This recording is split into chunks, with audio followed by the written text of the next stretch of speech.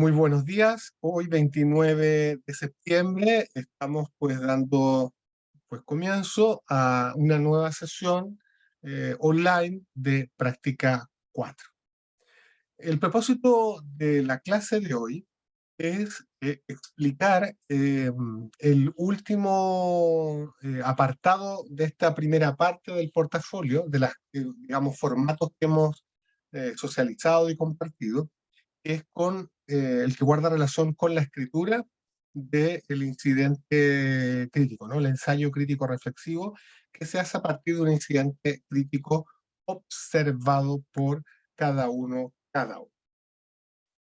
Vamos a compartir pantalla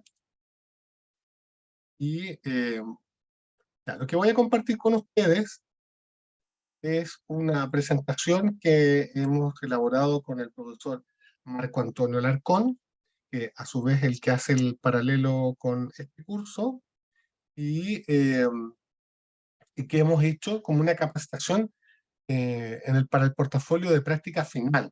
Así que por lo tanto, ustedes tienen que pensar que esta práctica 4 está haciendo el modelamiento y el entrenamiento de lo que va a ser en forma más profunda y más extensa eh, el portafolio de la práctica final, ¿no? Bueno, entonces, el propósito de esta presentación es explicar cómo en castellano, ojo, aquí en la carrera en castellano, estamos significando el desarrollo de un ensayo crítico reflexivo que se redacta, que se produce, que se prepara, que se elabora a partir de la identificación de un incidente crítico, ¿ya? Por lo tanto, esta presentación es como la explicación teórica y que de alguna manera va a tener también las características más o menos formales del texto, pero yo luego voy a subir, porque es el único formato que no está en la carpeta compartida virtual, que es el del ensayo crítico precisamente. Bueno, bien. Entonces, criterios para la redacción del ensayo crítico.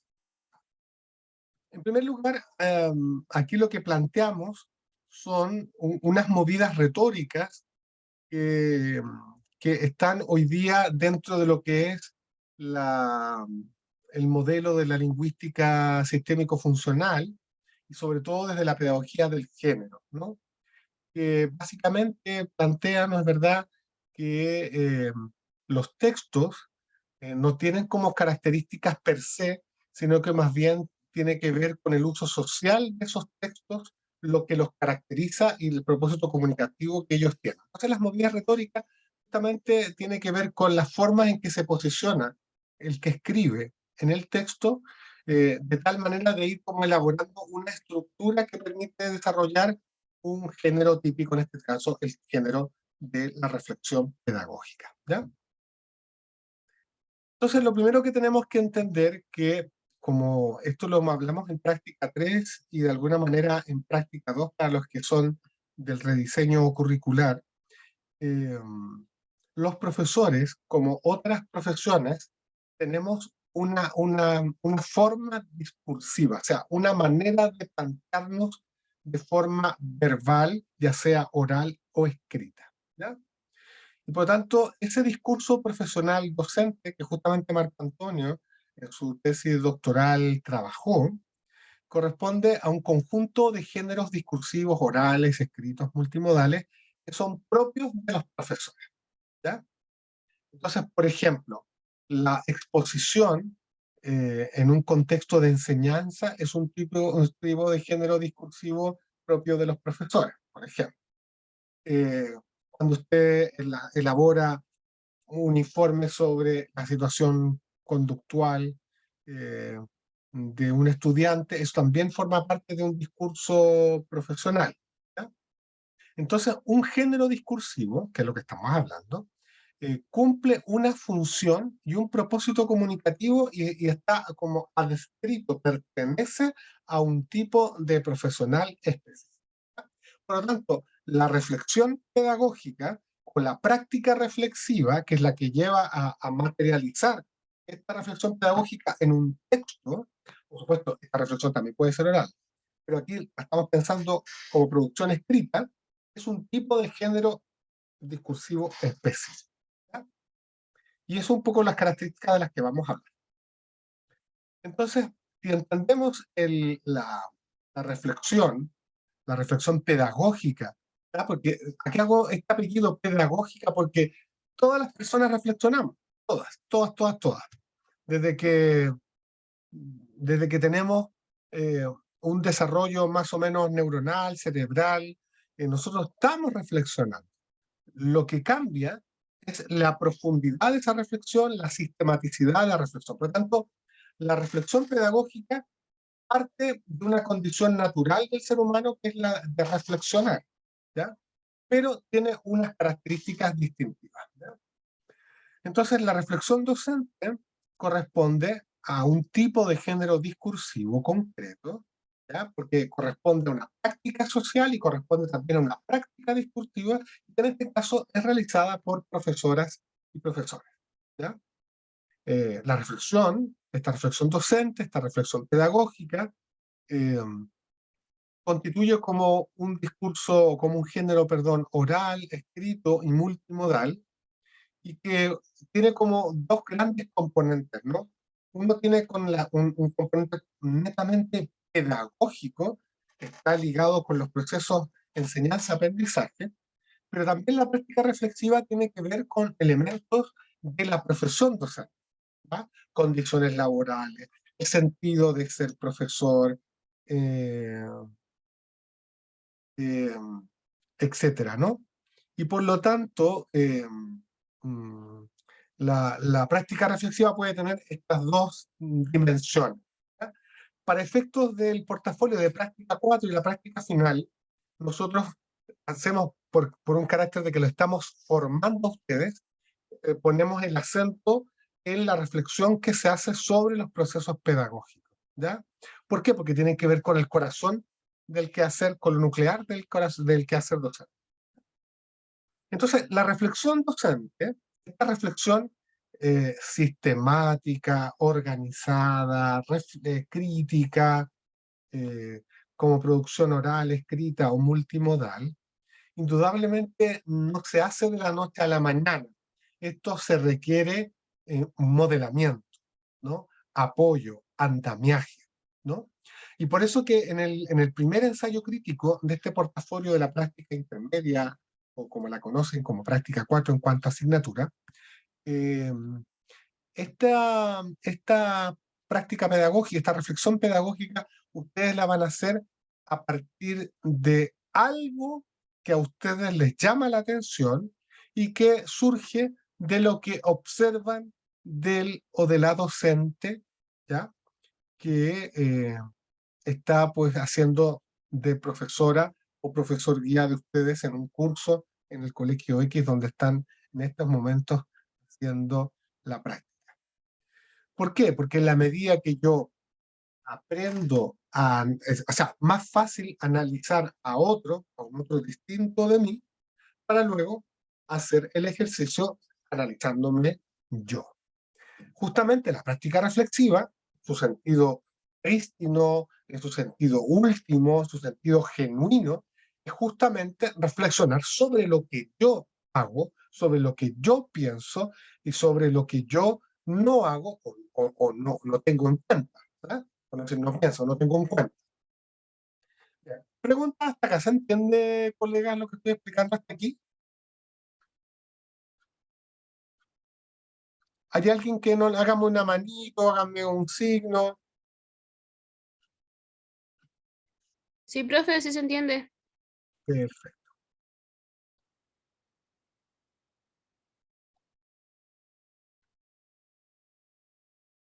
Los géneros discursivos, como el al que nos estamos refiriendo hoy, que es el de la práctica reflexiva, de la reflexión pedagógica, se construyen o se elaboran a partir como de fases, etapas, momentos, que justamente son los que permiten desarrollar los propósitos comunicativos y sociales que corresponden a la función que cumple este género. Por lo tanto, cuando hablamos de movidas retóricas, justamente nos estamos refiriendo a esos actos de habla, esas formas en que el sujeto que escribe va marcando distintos momentos o fases en la que se van, digamos, desplegando él o los propósitos comunicativos que son característicos del género discursivo. Entonces, las movidas retóricas justamente permiten dar cuenta de las funciones complejas que desempeña un género discursivo, por un lado, y por otro, componen los pasos obligatorios o también opcionales que escribe, o la que escribe, debe tener en cuenta a la hora de intentar hacer, en este caso, una producción escrita que pertenezca a un género discursivo específico. ¿Cuál de género discursivo estamos hablando? El de la reflexión pedagógica. Entonces, con el profesor Alarcón hemos establecido que una reflexión pedagógica, este género discursivo que llamamos reflexión pedagógica, debería tener 4 grandes movidas retóricas, ¿no? 4 grandes momentos.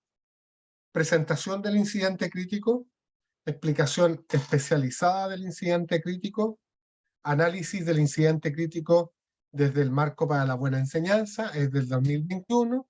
¿Ya? Lamentablemente, como enchulé una presentación que hicimos para la universidad completa, ahí en la tercera movida aparece el marco para la buena enseñanza de educación parvularia, pero eso no cuenta para nosotros. Solo el marco para la buena enseñanza versión 2.0. ¿Ya? Y la cuarta movida retórica corresponde al posicionamiento ya como docente que el que escribe debe tomar a partir de este análisis que ha hecho del incidente crítico. Bueno, entonces ahora vamos a ir presentando una por una cada una de estas 4 movidas, en qué consiste, porque justamente estas son las 4 movidas que ustedes deben tener en cuenta para elaborar el ensayo crítico, que es el último capítulo de la primera entrega del portafolio que está prevista para fines de octubre, pero que ustedes ya deben escribir porque el incidente crítico tiene que surgir de la observación de clase. Ya tiene que surgir de la observación de clase. Ahora, aprovecho de preguntar, ¿qué es un incidente crítico?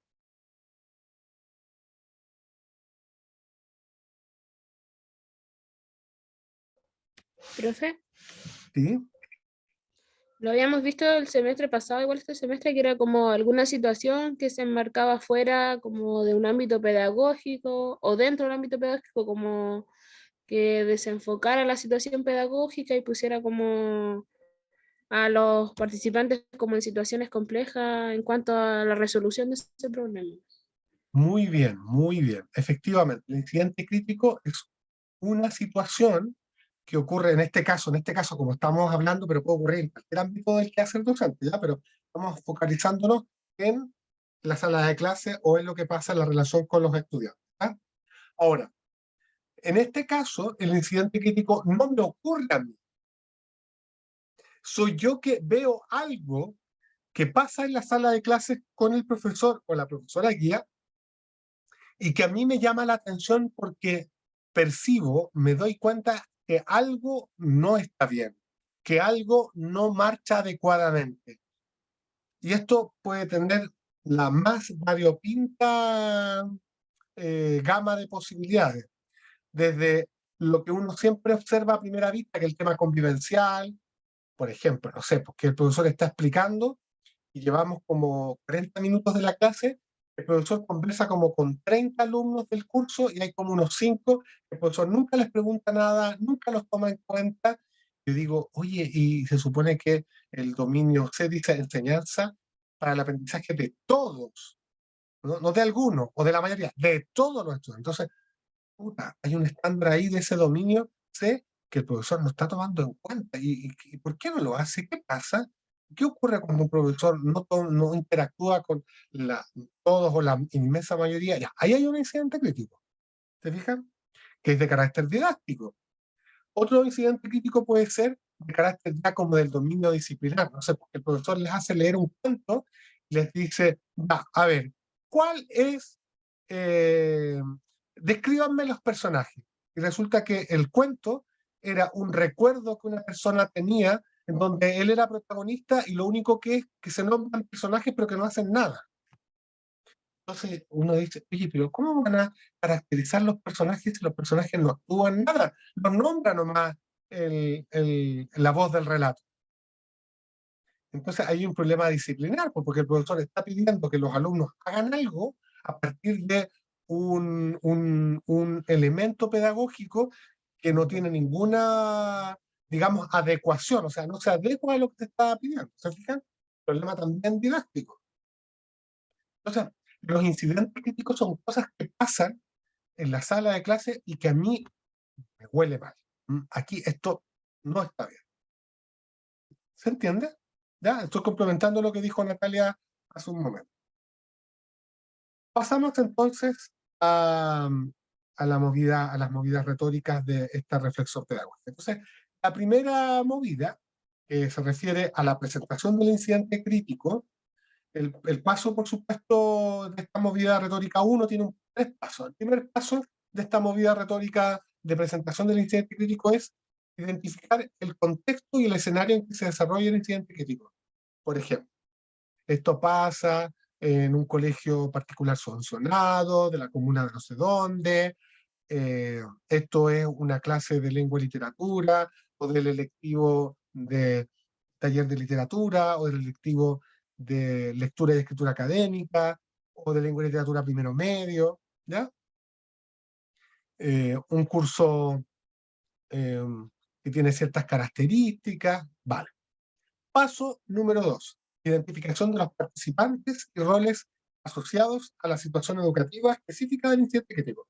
Bueno, aquí cuando ya entramos como a definir quiénes son los que participan del incidente crítico, que habitualmente será él o la docente de lengua y literatura y él o los estudiantes de la clase, ¿ya? Entonces explicar un curso que tiene tantos alumnos, la profesora, en fin, ¿no? Por supuesto, en este caso, como ustedes comprenderán, basta con decir un nombre genérico o un nombre ficticio y no necesariamente entrar como la profesora María Fernanda González Gutiérrez, porque no tendría sentido, ¿no? Basta con decir nombres genéricos para justamente respetar la identidad de las personas que son reales, ¿no? Es como cuando uno ve un documental y dice, esta historia es verídica, solo se han cambiado el nombre de los personajes, ¿no? Y el paso número 3 es ya describir lo que pasa. ¿Cuál es el incidente crítico? ¿No? Por eso dice el paso 3, identificación de la interacción educativa, la acción o reacción, respuesta ante la interacción definida por el incidente crítico. O sea, en el paso 3 hay que decir en el fondo, ¿qué pasó? ¿Qué es lo que sucede? ¿No? Entonces, en esta descripción, en esta primera movida retórica, se recomienda que se redacte en tercera persona. ¿Para qué? Para reforzar la posición de que usted observa y por lo tanto trata de presentar el incidente crítico de la forma más objetiva posible. Por eso es que aquí aparece, ¿no es verdad?, una secuencia morfosintáctica, o en este caso sintáctica, que de alguna manera sugiere cómo hay que empezar a escribir, partiendo del complemento circunstancial de lugar, complemento circunstancial de tiempo, el sujeto nominal, el verbo, el complemento directo y el complemento indirecto, ¿no? Es decir, partiendo como de lo más general, de lo más afuera a lo más adentro, de lo más impersonal a lo más personal en torno, porque claro, en un incidente crítico siempre hay un escenario, un contexto, un escenario y unos actores y actrices, ¿no? ¿Preguntas sobre esta movida retórica?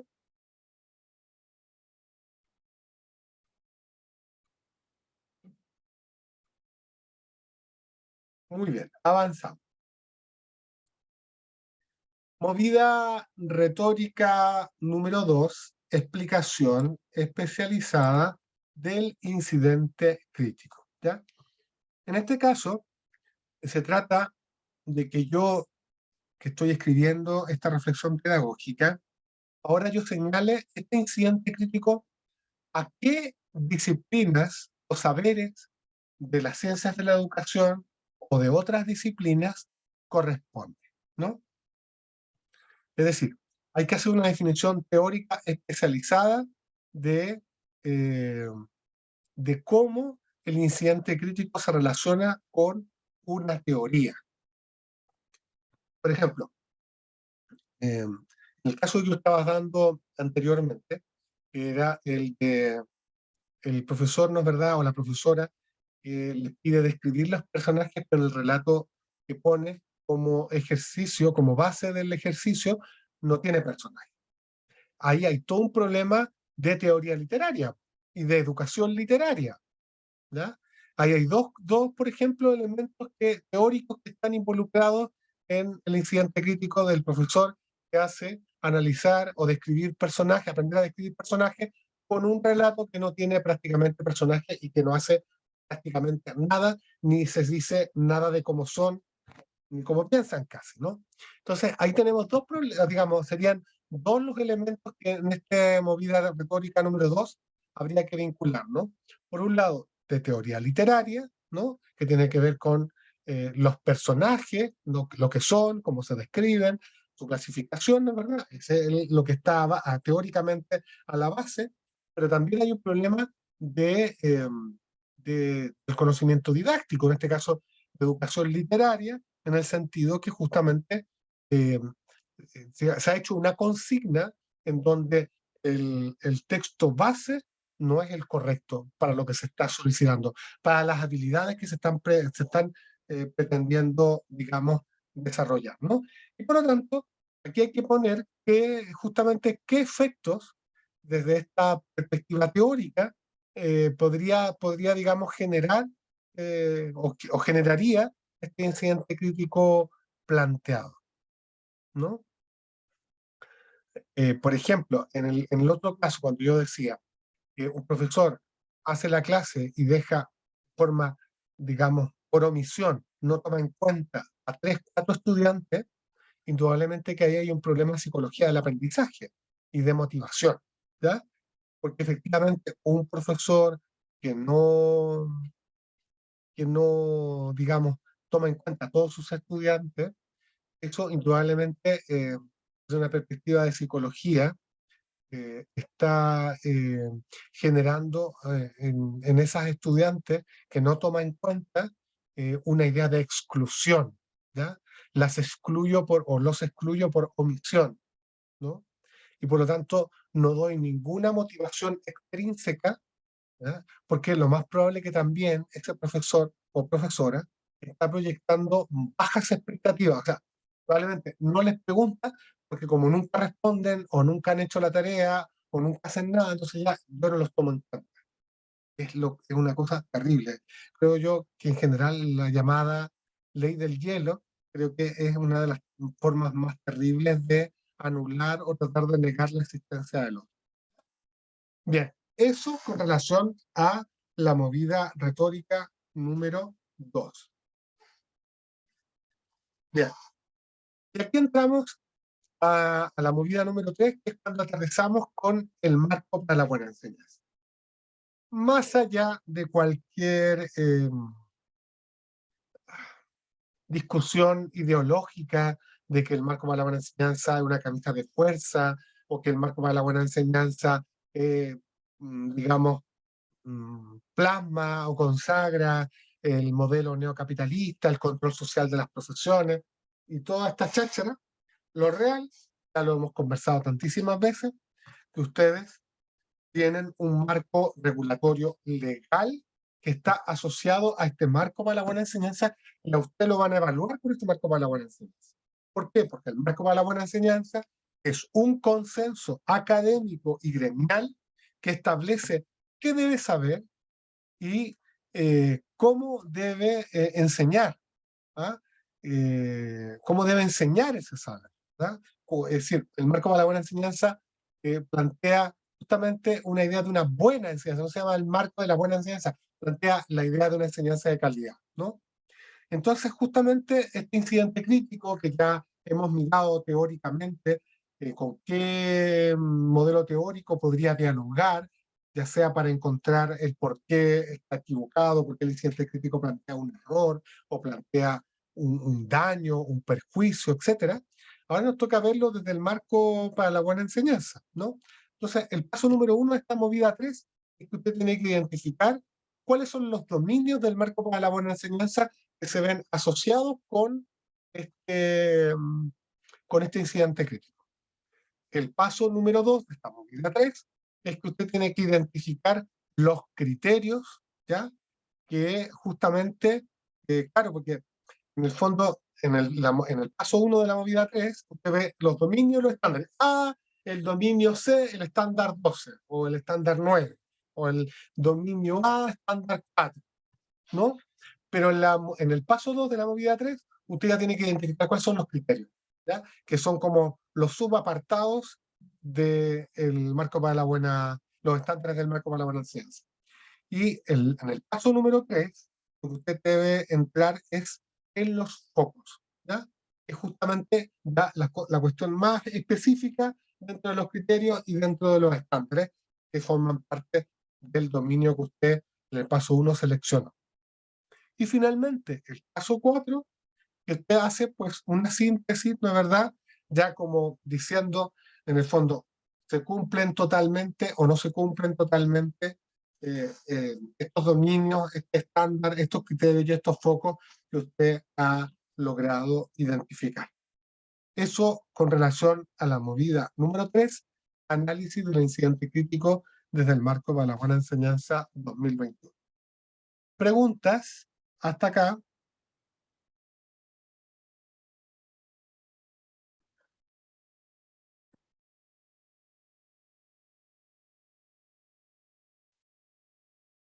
Bien, y pasamos finalmente a la movida 4, que es el posicionamiento docente sobre el incidente crítico analizado. Y ahí establecemos 4 pasos.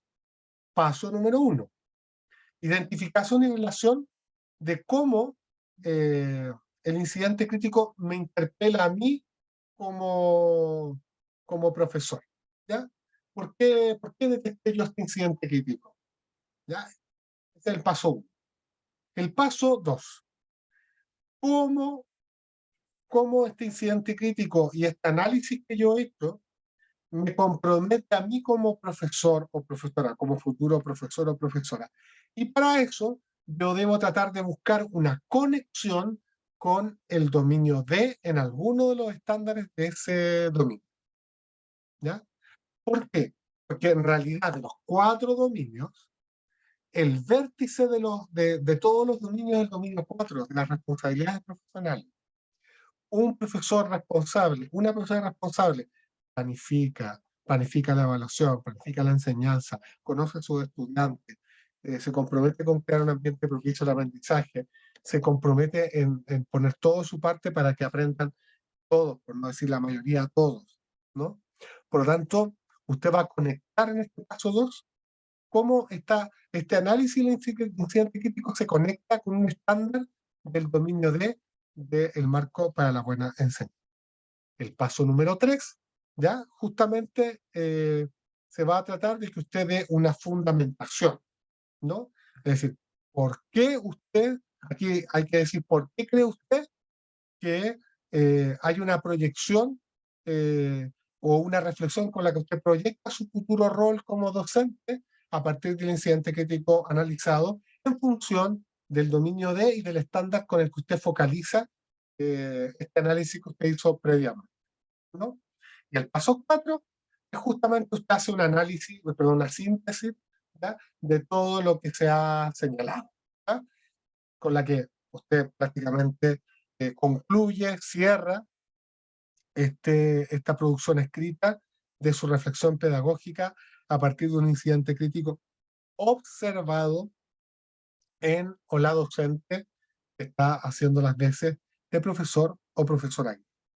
Entonces, si en la movida 1 a la movida 3, yo, que soy el profesor o profesora practicante, redacté la reflexión pedagógica en tercera persona, en esta última parte es cuando usted debería ya asumir una voz personal, es decir, en el fondo como su yo pedagógico, ¿no? Expresado a través de la primera persona, ¿no? Hablando desde un yo. Bueno, esto sería, queridos y queridas colegas, la forma para escribir el ensayo crítico reflexivo del incidente crítico que ustedes observan de su profesor o profesora guía. Entonces, hemos dicho, ¿no es verdad? Pensando en Génesis. Hola, Génesis, ¿cómo estás? Hola, profesor, ¿bien está? Muy bien, aquí estamos. Entonces, no sé si está aquí, no está aquí. Aquí están las 4 movidas en incidente crítico. El ensayo que ustedes reflexionen, que preparen, que reflexionen y que escriban, ¿no es verdad? Debe tener 4 movidas retóricas. Presentación del incidente crítico, explicación especializada del incidente crítico, análisis del incidente crítico desde el marco para la buena enseñanza 2021 y posicionamiento docente sobre el incidente crítico analizado. Tercera persona, primera persona. Descripción objetiva de la situación, relación de la situación con algún saber pedagógico o teoría que es concurrente a las ciencias de la educación, la pedagogía. Movida 3, marco para la buena enseñanza con sus dominios, sus estándares, sus criterios y sus focos. Y movida número 4, posicionamiento personal desde el dominio del marco para la buena enseñanza y sus respectivos estándares. ¿Ya? Muy bien. Esto era como la explicación, esto ya lo hemos venido trabajando, si ustedes recuerdan, desde práctica 3, también lo hablamos en práctica 2, pero ahora ya le damos una vuelta mucho más profunda. Entonces, en términos de consigna, la voy a escribir, pero la diré ahora verbalmente. El ensayo reflexivo crítico debe tener como mínimo una carilla, una plana, y como máximo 3 o 4 planos. Como podrán ver, es importante que ustedes tengan las citas, hay citas que hay que hacer, ya sea de texto o del marco para la buena enseñanza, siguiendo la norma APA si corresponde, eh, que debe estar pues bien escrito, con coherencia, con cohesión, ¿no? Y nada, esto es, yo creo que esta evidencia del ensayo crítico reflexivo tiene un peso importante, ya lo voy a explicar, para, dentro del contexto de la evaluación de este 25% que vale o 35% creo que vale la primera entrega, no me acuerdo ahora de memoria. A ver, lo vamos a mirar enseguida para no estar aquí divagando, ya que se queda esto en la grabación. Aquí está. Entonces, desde el punto de vista de la evaluación, ¿no es verdad? Mira, voy a aprovechar de compartir esto para no estar dando las personas que... Ya. Entonces, nosotros habíamos dicho de la evaluación del portafolio, ¿no es verdad? Que eso, la primera evaluación vale un 30% y es el 27 de octubre. ¿Por qué se puso esta fecha? Porque hay varios de ustedes que han empezado más tarde, porque por la fiesta de patria, la semana del colegio, las elecciones, en fin, no han podido hacer regularmente esta práctica de 6 semanas o 5 semanas, y por lo tanto, algunos recién en octubre es cuando realmente van a empezar a observar. Entonces, tratando de ponerme en todos los casos, es que está puesta esas fechas así, ¿no?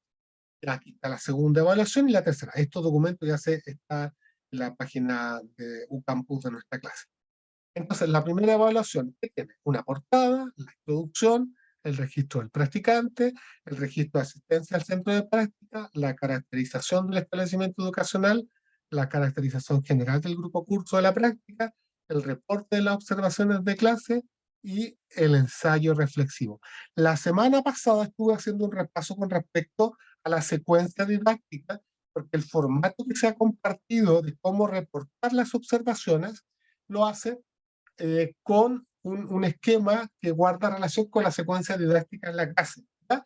Y subsidiariamente con el marco para la buena enseñanza. Pero hoy he estado hablando teóricamente de cómo redactar el ensayo crítico reflexivo número 1, que tiene que ver con un incidente crítico que usted observa con respecto a lo que hace su profesor o profesora guía en la sala de clases con los estudiantes. Ahora sí, ya vamos a dejar esto de compartir porque ya se entiende. ¿Dudas, preguntas, comentarios?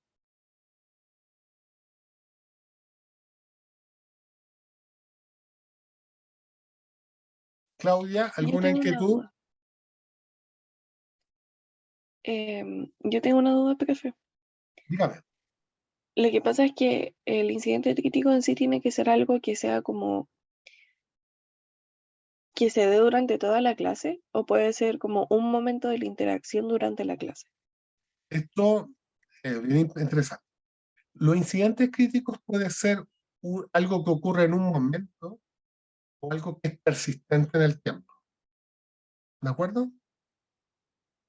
Por lo Sí, tanto, como te digo yo, claro, porque en el ejemplo que yo ponía de la profesora o del profesor que quiere que los alumnos aprendan a describir un personaje y el relato no tiene realmente suficiente carne como para que puedan describir a los personajes, porque casi no salen personajes, los personajes aparecen nombrados, porque todo está centrado en lo que dice la voz diegética, la voz del relato.